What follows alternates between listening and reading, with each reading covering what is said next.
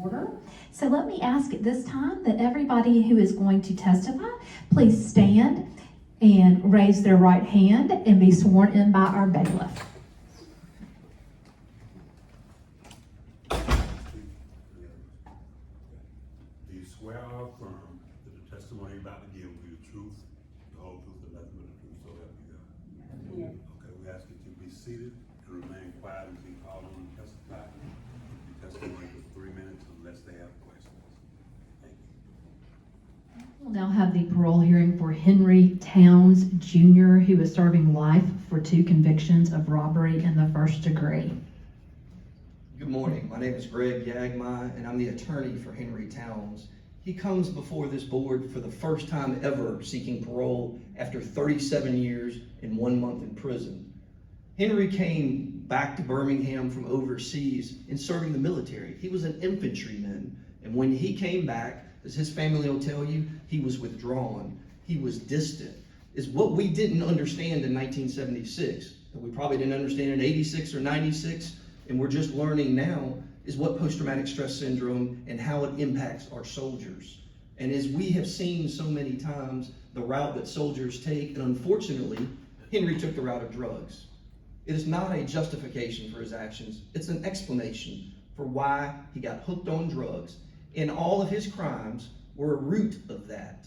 His robbery 1 conviction was simply seeking money for drugs, and a serious crime. But from the trial testimony, we know he had no weapon, there was no one injured, he had a t-shirt wrapped around his hand, and he got $121 for these 2 crimes that he served 37 years from. What has he done since he's been in prison? We know why he did what he did, but what has he learned from it? Has he shown insight? Has he shown remorse? He's gotten every certificate possible. We submitted just a few of them, of a cross-section of what he has done in prison and all of the things that he has accomplished, being in the honor dorm for a decade. Now, you may hear about 1 infraction from 2018 for fighting, but at 62 years old, he was simply defending himself from a younger inmate. And how do we know that the corrections officers supported Henry? 6 weeks after this infraction, there's a report that we have submitted where a correction officer talked about Henry being a leader, always following instructions, consoling other inmates. And that is, if it was a job interview, it would be like he's being promoted. And he has written you a letter, a heartfelt letter that talks about how he accepts his responsibility, that he is not a violent individual, but he was caught up in drugs. And I understand robbery 1, I get that. But if you look through the details of it, again, there was nobody physically injured. We have tried to find the victims. I've spent effort trying to find them. I have not been able to find them to see what their position is. The final thing I bring you to is, what is the plan if this board was to grant Henry parole? We have a specific plan. He will live at 113 Fairfax Avenue with family members. He has a specific job. You will hear from his nephew who owns a construction company. It's not just giving him a job because he's a relative. It's about accountability. So he has that. He's also been accepted into the AOO program for reentry to help outside the family context. We've also submitted something from Alabama Appleseed that talks about they have programs that will assist Henry who's been admitted to them. The other thing I want to point out is you've got a letter that's probably a unique once-in-a-lifetime letter the board's never had. It's from somebody named Ronald McEachern. He's in the exact same position Henry was. He served 37 years for robbery, and he got out 2 years ago. And WSFA just ran a news story on him a couple of weeks ago about the success that he has had. And he's actually the reentry program coordinator at Alabama Appleseed. He served decades with Henry, decades with him. He talked about being a kind, gentle man, a leader. Mr. McEachern has no reason to put his parole at jeopardy or to, tarnish what he's doing to speak about somebody unless he really means it. And the final thing I'll mention is y'all have a letter from Henry's sister, Shirley Towns Black. She was a Department of Corrections parole supervisor in Texas and was actually a parole officer in Texas.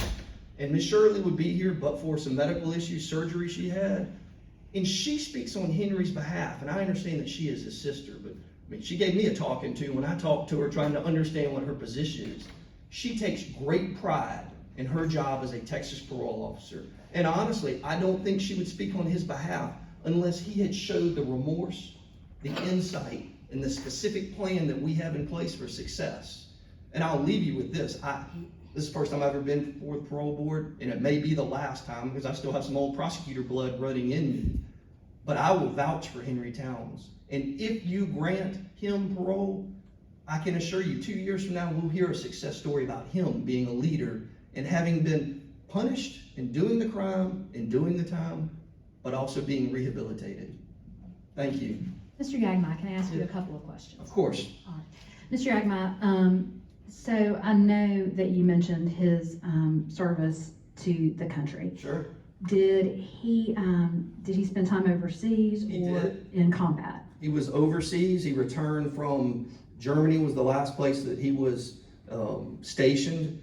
He was a Hercules missile crewman, which my understanding dealt with, weapons. He even makes reference to it in his letter, specifically what kind of weaponry he dealt with. So he wasn't like a logistics person or somebody that just, he dealt with the weapons in the military, on the combat side. He was overseas and returned in 1976. Okay. And so prior to, what is your understanding as to why he received a life sentence on these two robbery cases? Okay. So I was involved in this. He originally got sentenced to life without parole. Okay. And there was an issue. It wasn't just, hey, let's give him life because he's a good guy and he's done great in prison, which is true. Right. But there was issues with the indictment, deficiencies about the indictment that originally what he had before. And so we filed a petition that ended up not being opposed because legally we were correct. Plus, we had all of the things and all of the certificates, everything he has done in prison. So that's why he was resentenced in December of 2019. And that's why he's never been up for parole in his life before. Okay. On these charges. And did he previously have any convictions prior to being convicted of these robberies? Yeah, that was he was originally here. So he had robbery 1 convictions before. Okay. He did time on those, and he got out. And then, and it's interesting, the trial transcript, the trial lasted less than 24 hours. They knew who he was. He walked in with no mask on, with a towel stumbled, around his hand and said, "Give me the money." And again, I get it, it's robbery. I'm not defending it. Right. I'm saying this wasn't some elaborate crime of somebody. He was there to get money for drugs. And I think I averaged it out. He's, it's been $3.23 for every year that he served in prison was the fruits of his labor from those robberies. It was $121 total. But I get the robbery. I understand that. But again, if it hadn't been 37 years and with everything that he's accomplished, and again, you read the reports from the corrections officers. I wish I got a job review like that. I mean, it goes on and on and on about how much he was a leader, and he follows all their instructions. All right. Thank you, Thank Mr. you. Yagma.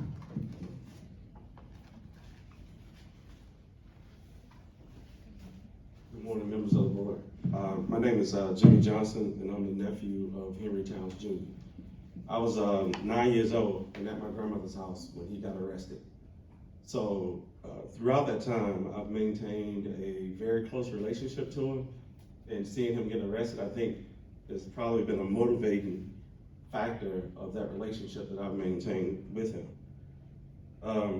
Throughout this, we've continued to maintain strong family ties. And when I come before this board today to offer my uncle, if you all see fit to grant him release, is I would give him employment. I have a residential construction company, and I've been a licensed contractor since 2006. We build houses in Birmingham, throughout the area, and he would start off as a position as a runner.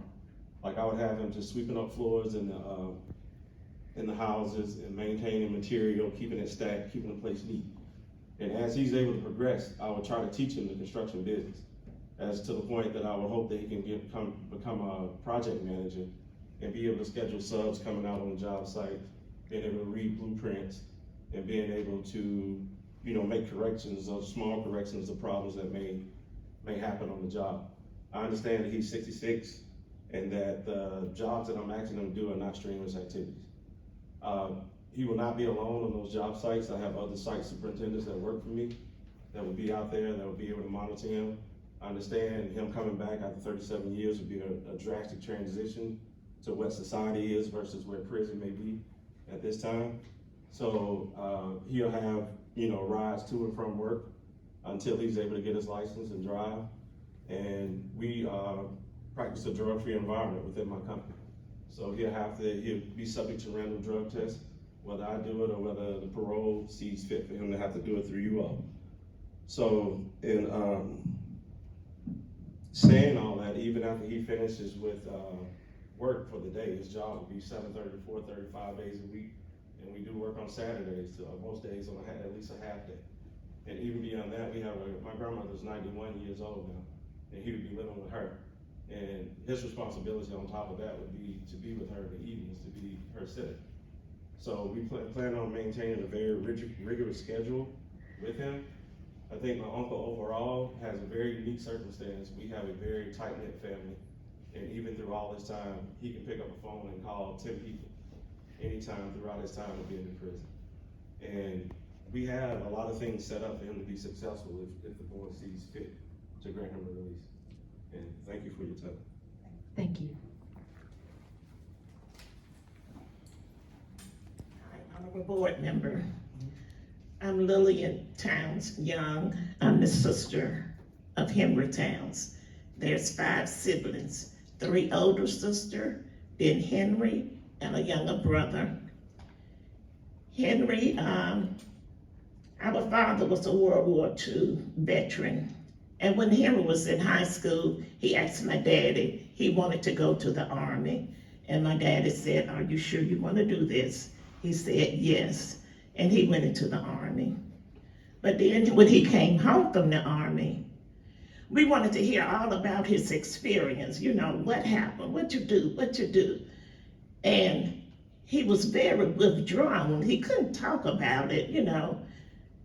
Later I found out, you know, he had to stay in foxholes for a long time, you know, when he was out there in the field and stuff. But it's just since he's been in prison that he started opening up about his experience. But we knew that something was not right with Henry when he came home. Then he moved out the house. He started living with a young lady. And then we get these calls that he's out there doing drugs. We tried to reach out to him, to talk to him, because we know that it was something wrong with him because he had a mother and a daddy. Daddy had his own, you know, service station business that pumps gas for people in the neighborhood. And my mother worked at the hospital, and I was working at AT&T at the time. And Henry would babysit for me sometimes, you know. But since he got in with these other guys and started doing these some crime and got busted for robbery, and you know, it really tore my dear and daddy up about it. But we could not turn our back on him because we know this was not Henry. So he got sentenced to all of this time, and we have been on the road with him, especially me, because I'm the second oldest, but I act like I'm the oldest of the family, you know. And they listened to me, and so I couldn't just let him stay, you know, abandon him. He has expressed his remorseful. He has taken accountability. Sis, I brought this on myself. I know what I did was shameful. It was hurtful, and people got hurt, you know, by me doing what I did. And he said, "I'm sorry for it." He said, "But God's grace and his mercy has just kept me here for some reason." And I can see the change in him. He got help while he was in prison. He tried to learn things and tried to be a leader.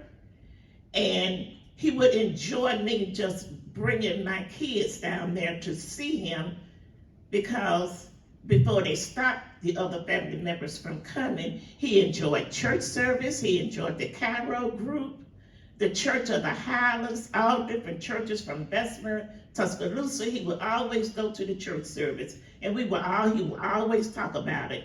He has a bedroom at my mother's house. I live with my mother right now as a caregiver. But if mother should make her transition to Glory Land, Henry can stay with me.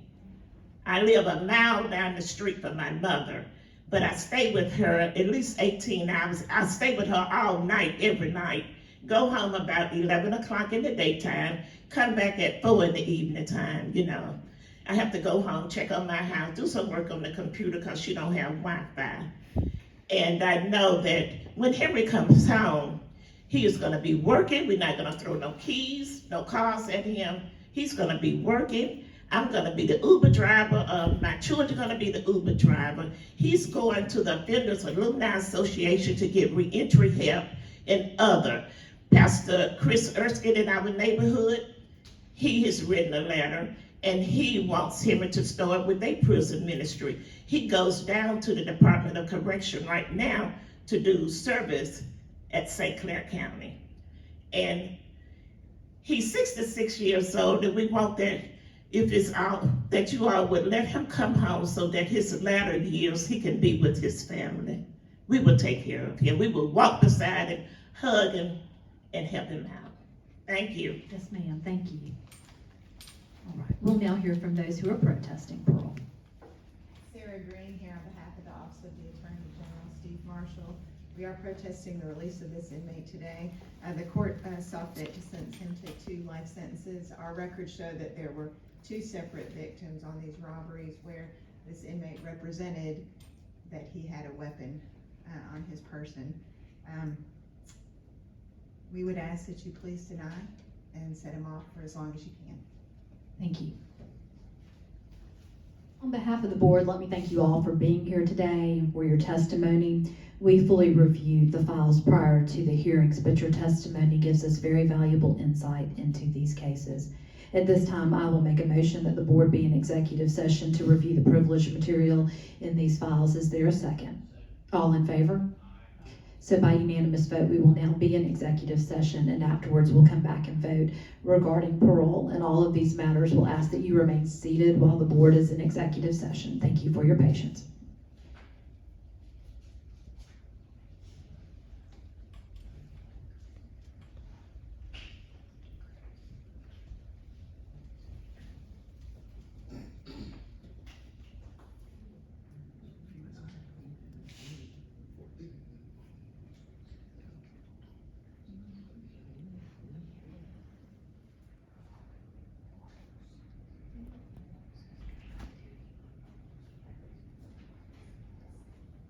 By unanimous vote, the board is going to come out of executive session and vote regarding parole in these matters, and then we will announce our decisions. In the matter of parole for Henry Towns Jr., in a vote of 2-1, it is the decision of the board that Mr. Towns will be paroled. In addition to Mr. Towns' standard conditions of parole, he will have some additional conditions of parole that he will have to be compliant with in order to remain on parole. Those will be that he complete the Birmingham Day Reporting Center, that he complete a drug assessment upon release, that he have a mental health assessment upon release, and that he complete 50 hours of community service. So let me explain some of those things so that they will be a little bit more clear. Of course, some of them are self-explanatory, but perhaps the Day Reporting Center may need a little bit more explanation. So that is a program of the Bureau of Pardons and Paroles, and it is run by the Bureau of Pardons and Paroles. And it is a place where he will go every day, Monday through Friday, and it is there in Birmingham. He will not be able to work while he is there because this will be his the sole focus of his attention. We often call it a one-stop shop for any needs that a person may have, whether they are educational needs, drug and alcohol rehabilitation, job training, anything that a person could need. There are people there to assess those needs and then to provide training and assistance for them. How long it takes Mr. Towns to complete the Day Reporting Center is entirely up to Mr. Towns. Whether it's 6 months, 9 months, or a year, it will depend on how he applies himself to the programming. What we do know is that the people that complete Day Reporting Centers, that we never see them back here again. We truly have the most faith in these programs. I can also tell you that if Mr. Towns chooses not to comply with the Day Reporting Center, he will go back to prison. We do not look lightly upon people who fail out or stop going to the day reporting centers. All right. I failed to mention that it is Mr. Spurlock and Mr. Littleton who voted to grant parole. It is Gwathney who voted to deny parole. But I wish him all of the best. And I will be cheering him on just as well. All right. He does not need, you do not need to worry about keeping up with all of these things. We'll have a parole officer who will tell him all of these things as soon as he gets released from the Department of Corrections, okay? Wish you all the best.